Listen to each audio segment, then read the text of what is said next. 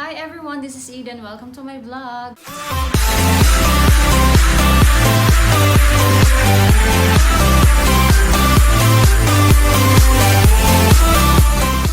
This time, I will be sharing to you how to visit MALACAñANG Palace. This is the presidential office in the Philippines. So while I was yet in the Philippines, I had an opportunity to visit the MALACAñANG. So actually you can do it by yourself. I'm gonna share to you the steps, the things that I did in order to have a tour in MALACAñANG Palace. So kasi previously with the previous administrations, to visit, hindi siya open for all and you would have to pay.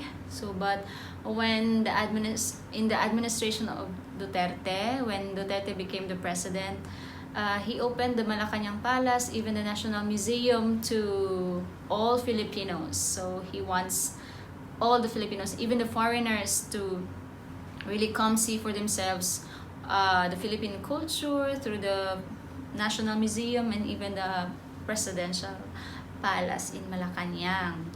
Paano nga ba makavisit sa MALACAñANG Palace, or specifically in the Presidential Museum and Library? So, number 1, okay, have a tour reservation. Magpa-reserve ka. At least 3 working days before your intended tour date. Or to be more safe, at least the reservation is already confirmed a week before your intended day of tour. So, paano magpa-reserve? Okay, just send an email to this address. I will be posting the exact email address here also. pml@malacanang.gov.ph, or you can also send your email to malacanangmuseum@gmail.com. In my case, I sent the email to pml@malacanang.gov.ph, and address your letter to the Director, Presidential Museum and Library, 2F Kalayaan Hall, Malacañang, JP Laurel Street, San Miguel, Manila. I'd like to share to you my experience, because if you will be browsing through the net, yeah, you can also find these information that I'm sharing to you on the website of the government. But I'm sharing to you what I experienced. So gaano lang kadali to summarize the steps you need to do. Mas direct, mas klaro to, kasi na-experience ko na. I sent an email to them about my request for a tour sa Malacañang. Included there in the letter that I'm a teacher, so I'm handling social studies subjects. I stated there my purpose in visiting Malacañang is to learn more about our country so that I could share more also to my students. Number 1 talaga, that's the real reason. Like, if the president already opened this opportunity for everyone, then why not take it? Why not grab it?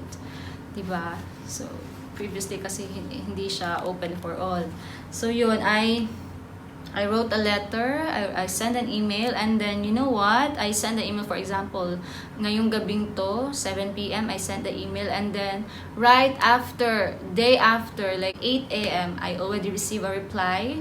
Yeah, ganun po kadali. So, I mean, very fast ang response nila. Sa letter nila, they told me na, okay, this is to confirm that we have received your request for a tour in Malacañang, but they have attached there in the email 2 files. One is a request form and another SOP, Standard Operating Procedure, while visiting the Malacañang. So andun ang lahat ng guidelines, the things that you need to remember, blah blah.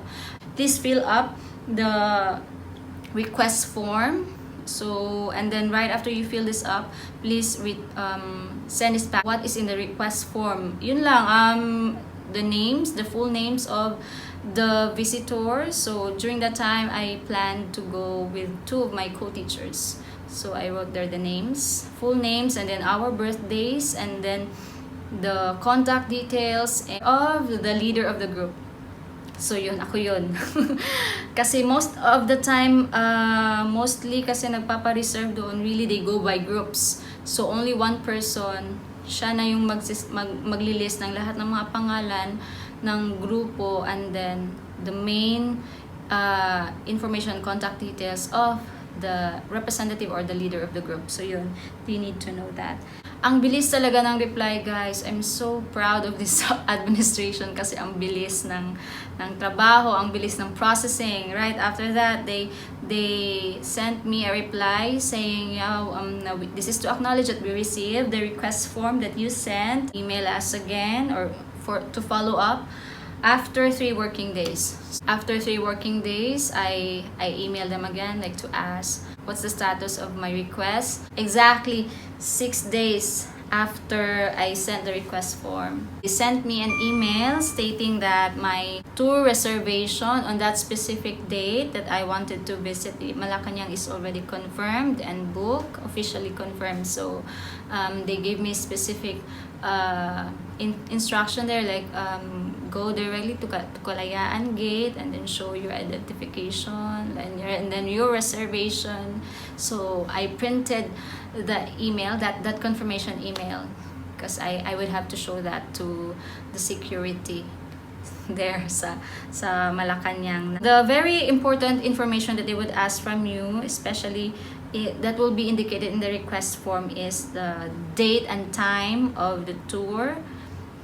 Kailan mo gustong mag-tour sa Malacañang and anong specific time. Names and birthdays of the people who are visiting, everyone.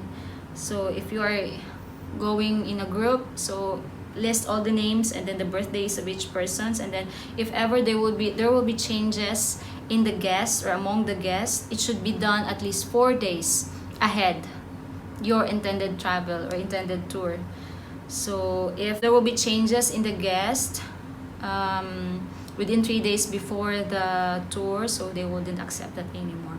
If you're a foreigner, still, you can also visit Malacañang, the Presidential Palace of the Philippines. So just send also this email and then attach a photocopy of the main page of your passport for your identification. Presidential Museum and Library, the schedule that they allow you to have a tour or visit is from Mondays to Fridays, 9 to 10 a.m. or 10 to 11 a.m., 1 to 2 p.m., and 2 to 3 p.m. So those are the main time schedules that you can choose from if you want to book for a tour. And then always remember, you wouldn't have to pay anything. So if they would ask you to pay for any amount, so remember, wala siyang bayad. Si Duterte mismo nagsabi, libre na siya. Previously, with the previous administration may bayad siya. But now, it's totally free. And then, be sure that when you visit there, wear smart casual attire. No shorts or no sleeveless or slippers allowed. So, come there in a respectable attire also. Smart casual dress code. Their SOP that they would only allow 1 camera per group. Kasi in my experience there, most of the people who are doing the Malacañang visits, they really come in groups. Like a lot of them, maybe field trip ng klase. So marami in one group, being organized, na hindi siya masyadong magulo. They just require 1 camera per group. And they wouldn't allow you to take a video. Picture lang. Yun lang guys, ang dali lang. Just send the email. You're already booked. You can already visit Malacañang Palace. I want to remind you that sa Malacañang, ang napaka-stricto, ang daming PSG, ang daming security gates that you will have to pass through. Very strict talaga ang security doon. So, of course, that's where the president stays, diba? When we got there, doon ko nakita na ang napakalawak, ang laki ng area niya. So, it's the place that we were able to visit is only the museum and library of the Presidential Palace. Hindi talaga yung bahay kung saan nagsistay si Duterte. No. In the Malacañang area, there are several buildings. So, we just had access to one, isa lang ba yun or dalawa? Big building, the museum and the library. So, in the next building ahead pa, I think doon limit sa mga visitors.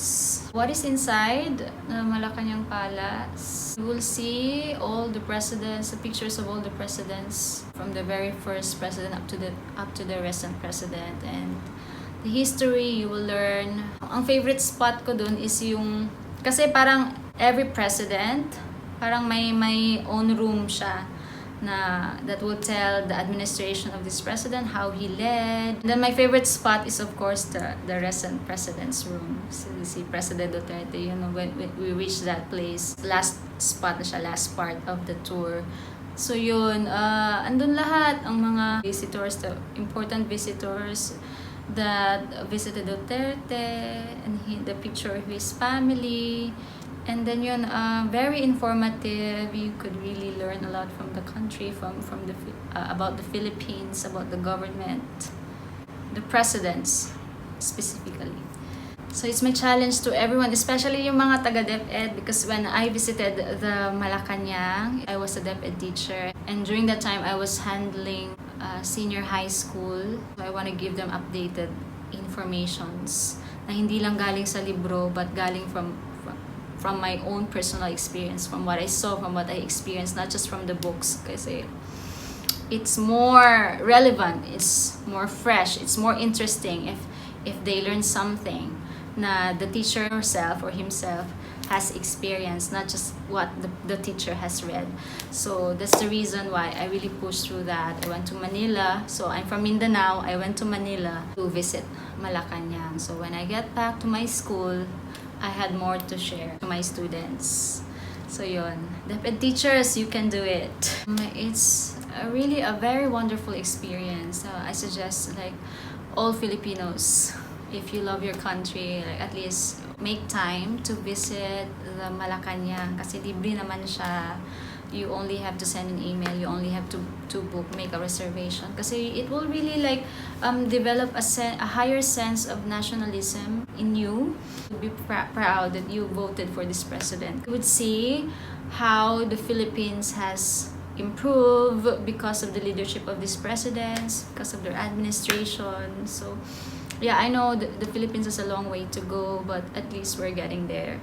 There's a progress. It's a museum showcase specific important artifacts that will inform you. It's the responsibility of every Filipino to know your government, support them.